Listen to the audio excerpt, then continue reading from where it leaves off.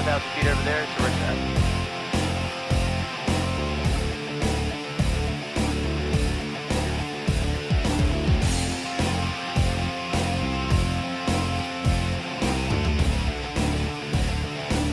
I have lost some altitude.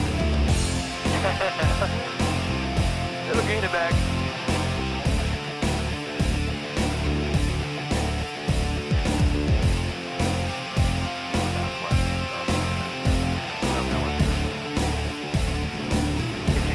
At 300 feet per minute, and let's slow down to 70 knots.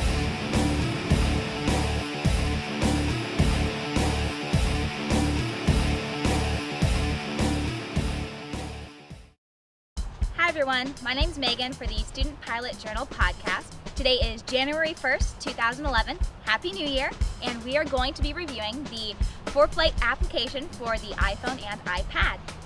Okay, so this is the Foreflight Mobile app on the iPad. And what I'm going to do here is just go through. This is an app that I use in my corporate job pretty much every time I go flying. So I'm just going to kind of show you how I use the app. It's pretty thorough and in-depth, so I'm not going to cover everything because I'd be here forever. But I'm just going to kind of show you what I use and some of the features that I really like. So, all right, so the what I would call these modules in the app are listed down at the bottom here: airports, maps, imagery, file and brief, downloads, accounts, and then Scratchpad. And I'll show you a little bit from each module. So in this airports, we have Greg has listed over here his favorite airports, just some local to our area, and this is all just information about each airport. So here we've selected Melbourne. Now we have frequencies, weather, runways, procedures,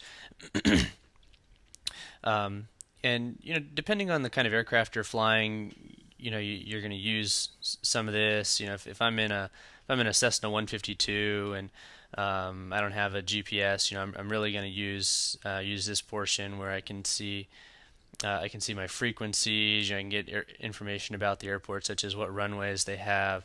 If I'm flying in the Cirrus, I'm probably not gonna use this because it's all gonna be in my MFD already. As far as pre-flight, this is real neat. We can look at weather, METARs, and TAFs for any airport. So right now we have marginal VFR, and you can look at the current METAR. And then this is real cool. It just automatically gives you METARs that are close to the airport that you're viewing. And then of course we can click each one of those, and it switches to that airport. The other favorite part of this airports module for me is the procedures. So we have departure, arrival, and approach procedures, and these are all, or they can be downloaded to your device. So even when you're in the air and you might not have a cell signal, you can still view the procedure. So I'm just going to look at the ILS 9 right for Melbourne, and here it comes up. And if we were to turn the iPad, it would view full screen in portrait as well, and it makes a really nice display. You can pinch to zoom in and out of the chart. And so this is not a substitute for paper charts. You still need to carry those. You wouldn't want to be relying on the iPad and have the battery go dead or it stop working on you. But it's a real good supplement. A new feature they just added up here is the AirPrint. You can actually print these straight from the iPad. All right, so I'm going to move into the Maps module.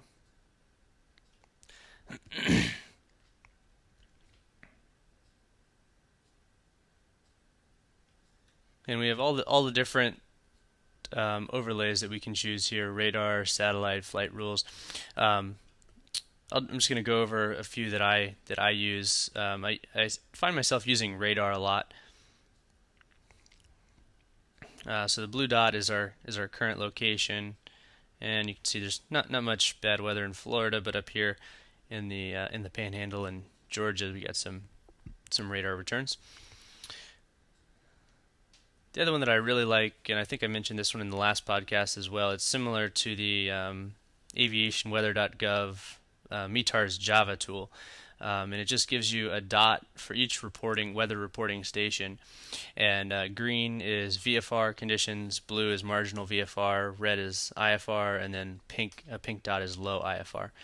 And you can click on each dot, and it just gives you a little bit more information. It gives you the visibility and if there's a ceiling. So dang it, there's 4 miles visibility and 1,700 broken. So this is real nice. We can just at a quick glance tell if the weather is good or bad in any particular region. A new feature that they just added a couple months ago are these fuel prices. And I never really pay for my own fuel, but so I don't use this one, but it could be really useful. So green is a relatively low price. Orange is kind of I guess what they would consider a medium price, and then red is going to be a high price fuel. So if you're going on a flight, you can just real quick at a glance, without looking up each airport individually, tell what the fuel prices are. So I feel like this is kind of it's sort of the next step to AirNav's. AirNav has listings of fuel prices and FBO reviews and things like that, and this is kind of the next step there. And actually, let's just say that I'm flying down to, say, Stewart. If I click on Stewart, I can actually just go in and look at the airport.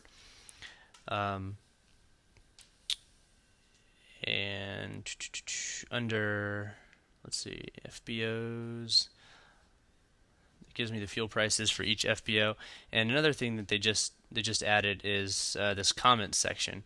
So again, this is kind of the next step for the to the AirNav site, where you have a lot of really valuable user comments. So it's a relatively new feature, so there's not a lot of comments in there already, but probably as the app gains popularity and more time goes by, there will be some good comments in there. All right, so back to the maps page. So I'm going to go. In addition, so we have radar, flight rules, which I really like.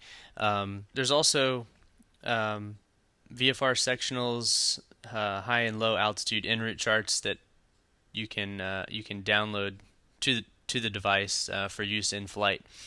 So I'm going to leave it on the VFR sectional here, and now we're going to go into kind of what we did in the last podcast of just creating a flight plan. So I'm going to say we're going to take a trip from Melbourne to say Miami International. And I think I want to fly, say we're going to do a VFR flight at 3,500 feet.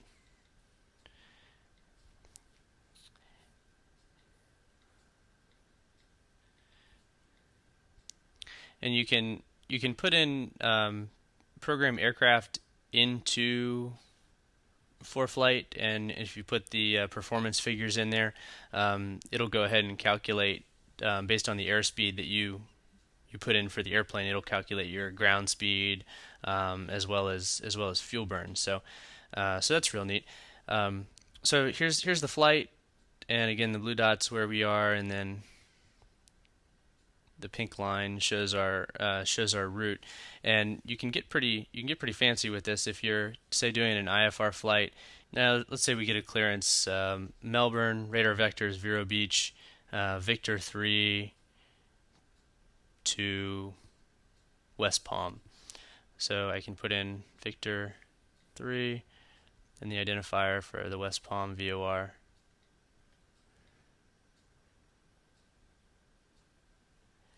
And just by me putting in the airway, it actually puts in all of the intersections that are a part of that airway.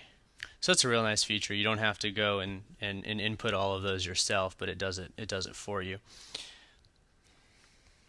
So here's the information about my flight. It's going to take an hour and 23 minutes at 105 knots, which is what we have programmed in for our Piper Archer.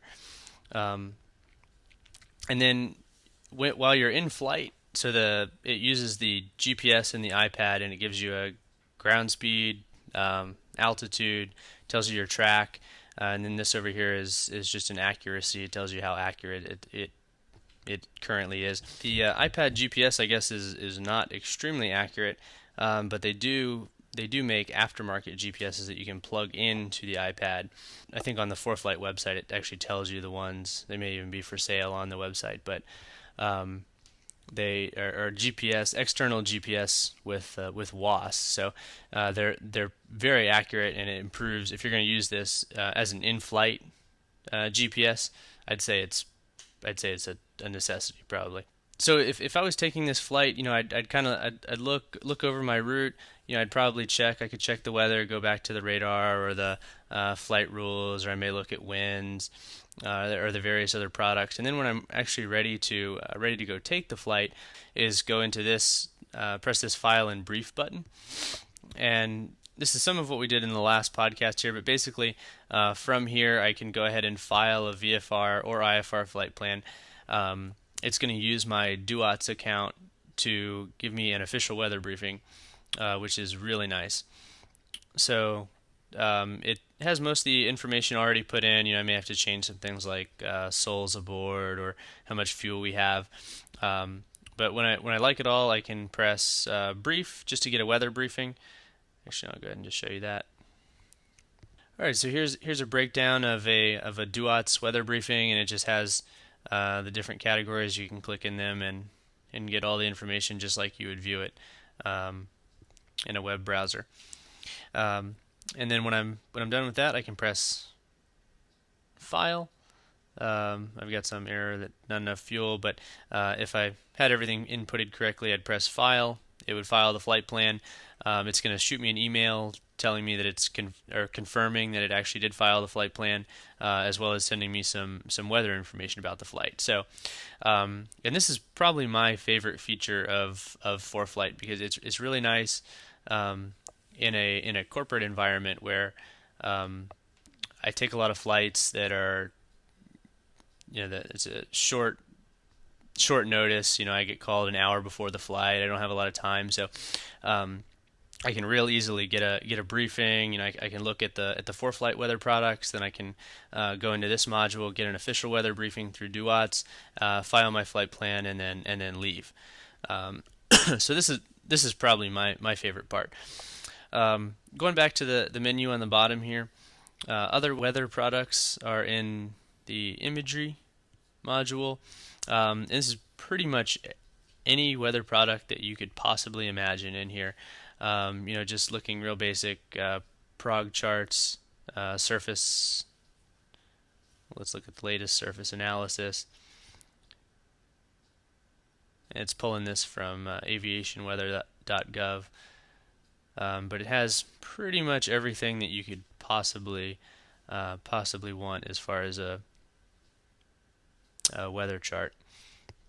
This is an iPad only feature, but it's kind of nice for in-flight. It's the scratch pad, and you can just write notes. Maybe if you're copying clearances or writing down frequencies or what have you, and you can type as well. All right, so that's the Foreflight mobile app on the iPad. Thanks for watching. It's 2011, and since it's a new year, we're going to try to up the frequency of our podcasts as well as vary the content a little. So if you have any great suggestions or comments, you can either email us or visit us on Facebook.